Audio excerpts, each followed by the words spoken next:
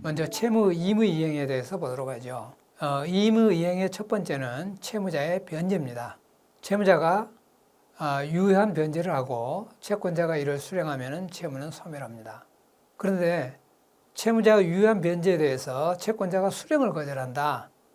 그러면은 이때부터 채권자 지체의 효력이 발생이 되는데, 채권자 지체의 효력은 채무자에 대한 채무이행 책임 추궁 불가, 약정이사의 발생 정지, 증가된 변제 비용 채권자 부담, 그리고 채무자는 공탁을 함으로써 채무를 면하게 됩니다. 그런데 유효한 변제가 아닌 수령권한 없는 자에 대해 변제를 했다. 그럼 어떻게 되느냐 하는 거죠. 원칙은 변제로서의 효력이 생기지 않습니다. 다만 그러한 변제로서 채권자가 사실상 이익을 받았다. 그러면 그 한도에서 변제의 효력이 발생한다. 이건 당연하다고 볼 수 있겠죠. 다만 이제 수령권한 없는 자에 대한 변제도 변제의 효력이 발생하는 예외가 있는데, 그것은 표현 수령권자에 대한 변제로서 변제자가 선이 무과실인 때입니다. 표현 수령권자라고 하는 것은 채권의 주운점유자하고 영수증 소지자를 말합니다. 채권의 주운점유자란 변제를 수령할 수 있는 단 외관을 가지고 있지만 실제는 권한이 없는 자죠. 그리고 영수증 소지자는 변제의 수령을 증명하는 문서를 소지한 자. 이 사람들은 외형상 채권의 변제를 수령할 수 있는 권한이 있는 것 같죠. 그래서 이때 이 채무자가 선의로 또 무과실로 변제를 했다. 그러면은 변제의 효력이 발생한다는 것입니다. 이때 선이다 하는 것은 어떤 의미를 갖느냐? 변제의 수령 권한이 없음을 알지 못했다. 단순히 알지 못했다. 그 정도는 보다는 나아가서 적극적으로 수령 권한이 있다고 믿었어야 합니다. 적극적으로 수령 권한이 있다고 믿었어야 한다는 것이죠. 그러면은 수령 권한 없는 자에 대한 변제에서도 변제의 효력이 생긴다 하는 겁니다. 그래서 이제 채권자하고 채무자가 분쟁이 생긴다 그러면은 채무자 입장에서 이런 부분들을 이해하고 있어야 제대로 자기의 권리를 행사할 수 있는 겁니다.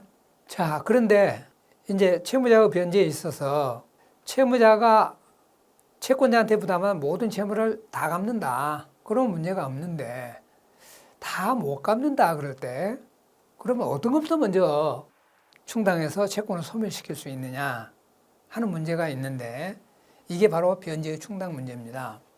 이 변제 충당에서는 민법에서 이제 규정을 하고 있는데요.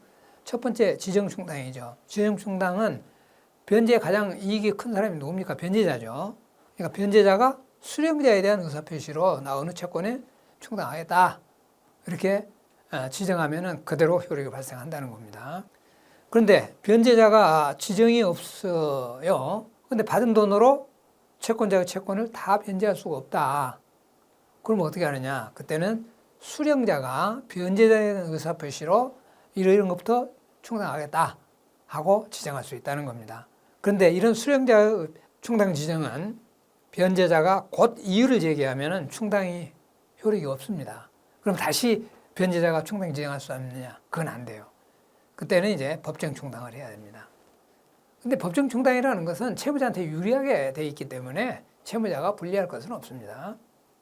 다만 이제 이 지정 충당을 할 때 변제자건 채권자건 지정 충당을 할 때 비용, 이자, 원본의 순서는 변경 불가다. 그러니까 비용하고 이자, 원본의 순서대로 이것은 충당을 해야 된다. 자, 이런 이제 충당이 없다 그러면은 법정 충당. 법정 충당은 교재 내용이 있는데요. 그 참고하시면 되겠고, 전부 채무자한테 유리하게 되어 있습니다. 그래서 이런 이제 법정 충당 제도만 가지고서는 채권은 여러 채권이 있을 때 채권자가 채권 보전에 도움이 안 될 수 있다는 겁니다. 불이익할 수 있다는 것이죠. 그래서 이 대출 계약을 할 때 변제 충당 순서에 관해서 특약을 두는 것이 보통입니다. 그 특약은 채무자의 이익을 해하지 않는 범위에서, 왜냐하면 채무자의 이익을 일방적으로 해친다 그러면은 그것은 불공정 거래가 되죠. 그러니까 채무자의 이익을 해치지 않는 범위에서 채권자의 채권 그 회수에 도움이 되는 방향으로 이렇게 약정을 맺을 수 있는 겁니다.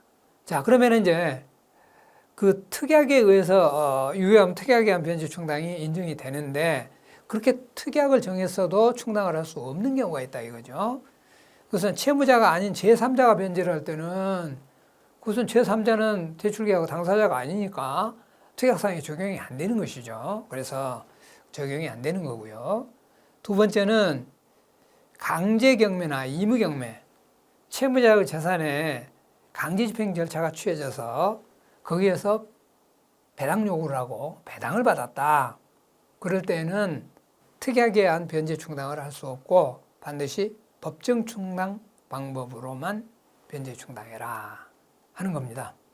법정 변제 충당 순서로 변제 충당해야 된다. 채무의 의무이행 두 번째는 제3자의 변제입니다. 제3자 변제라고 하는 것은 채무자 아닌 제3자가 주된 채무자의 채무를 변제하는 것입니다. 대의변제라고도 하죠. 그런데 이 제3자의 변제는 허용되지 않는 경우가 있습니다. 이 허용되지 않는 경우는 첫 번째는 채무 성질상 제3자의 변제가 허용되지 않는 경우, 뭐 강연이라든가 이런 것들은 특정인이 해야 되지 제3자가 할 수 있는 게 아니죠. 다음에 제3자가 이행할 수 있는 거라도 당사자가 그 의사표시로서 제3자 변제를 허용하지 아니하는 경우, 이때에도 제3자 변제는 허용되지 않습니다.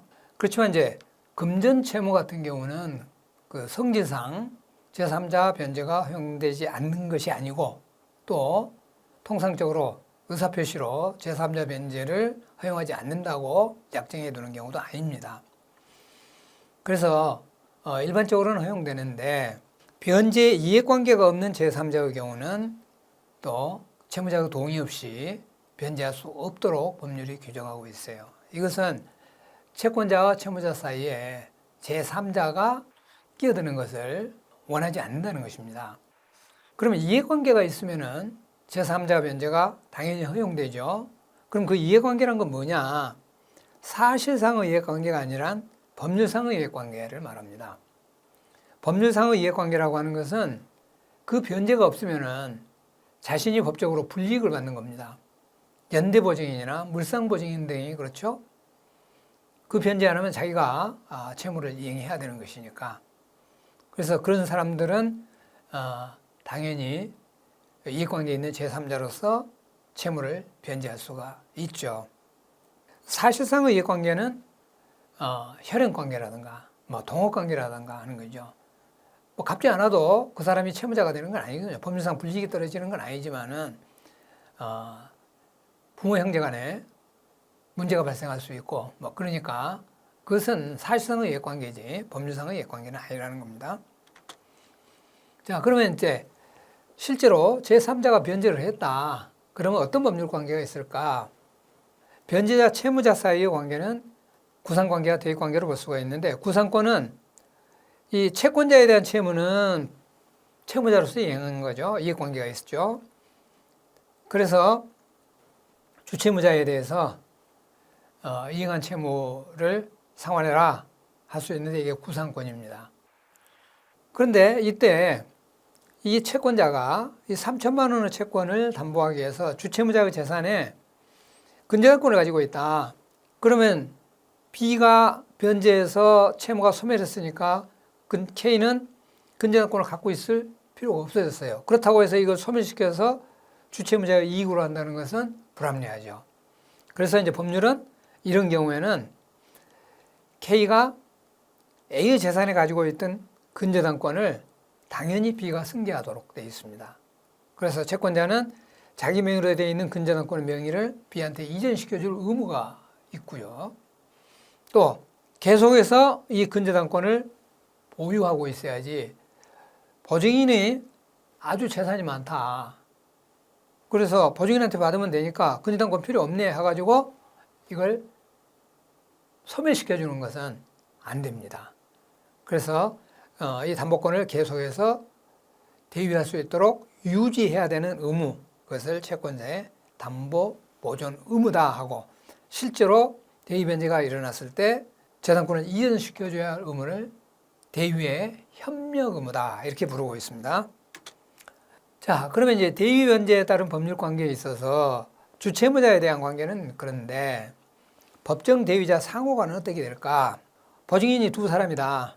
그러면 B가 이행했다 그러면은 이 B의 3천만 원 이행으로 A도 채무를 면하고 C도 채무를 면하게 됩니다. 그러면 B는 A에 대해서는 3천만 원 구상권을 갖고 다른 C에 대해서는 1,500만 원의 구상권을 갖습니다. 그런데 이때 B는 채권자가 A의 채무에 대해서 C에 대해서 가지고 있는 보증채권, 이것을 승계해서 행사할 수도 있다는 겁니다. 논리는 똑같은데 대신에 B가 C한테 행사할 때 이것은 채권 전액이 아니고 보증인 간의 안분한 1,500만 원에 대해서 채권자의 권리를 행사할 수 있는 것이죠. 자, 이번에는 그러면은 보증인이 아닌 담보제공자다. 제3자 B와 C가 담보제공했다. 이 물상보증인이라고 그러죠. 근데 주채무자가 채무를 이행 안 하니까 이 X부동산 경매할 수 있거든요. 그래서 경매를 면하기 위해서 3천만 원에 대위 변제를 했다. 그러면은 돈 다 받았으니까 주채무자 채무를 면하고 C도 Y부동산에 대한 담보 책임을 면했어요. 물론 이 X부동산에 대한 담보권도 소멸하는 거죠. 그런데 C의 입장에서 보면은 자기가 이행 안 했는데 이 Y부동산에 대한 담보권이 그대로 소멸한다는 것은 불합리하다 이거예요. 그래서 이때 K가 Y부동산에 갖고 있는 근저당권을 B한테 이전시켜줘요. 그런데 A의 재산에 가지고 있던 근저당권하고 다른 점이 A는 최종적인 채무자이지만 B는 최종 책임자는 아니에요. 그래서 이때는 이 담보 제공한 X부동산 6천만 원, Y부동산 3천만 원, 이걸 안분해서 나오는 그 금액만큼만 담보 책임을 지는 겁니다. 3천만 원 다 지는 게 아니고 이건 6천만 원이고 3천만 원이니까 2대1 해서 여기가 2천만 원, 여기가 3천만 원. 만약 C가 갚았다 그러면 C가 X부동산에 대한 근저당권을 대위해서 2천만 원의 담보권을 행사할 수가 있는 것이죠.